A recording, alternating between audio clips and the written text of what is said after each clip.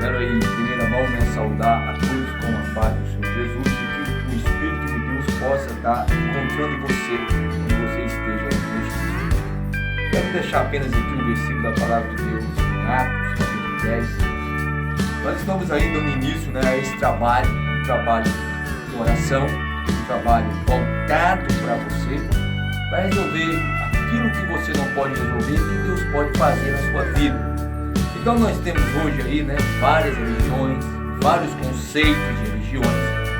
E existe uma barreira muito difícil, impedindo que muitas pessoas recebam a vitória. Por exemplo, aqui em Atos Apóstolos, capítulo 10, a Bíblia nos conta a história de um homem bondoso, de um homem honesto e de um homem que orava, fazia esmola, um homem com todas as qualidades de ser abençoado, que era Cornélio. Então Cornélio orou a Deus e Deus ouviu a oração dele. E lá na cidade de Jope estava Pedro orando na casa de um outro cidadão. Então Deus revelou a Pedro que Cornélio estava orando, e Deus revelou a Pedro que era necessário Pedro ir até a casa de Cornélio. Aí eu te pergunto, se Cornélio era um homem perfeito, você pode estar aqui lendo essa história, em Atos capítulo 10, se Cornélio era perfeito, então por que Deus Pedro fosse até a casa dele? É o caso de muitas pessoas. Você é uma pessoa boa, você é uma pessoa caridosa, você faz tudo certo. E por que Deus ainda não alcançou você?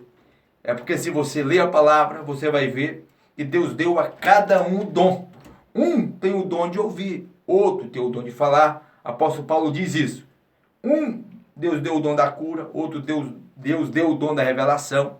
Então é o seguinte, você precisa crer que Deus vai usar você para receber o milagre. E vai nos usar para determinar o milagre na sua vida. Porque se não for dessa forma, você vai perder o seu tempo.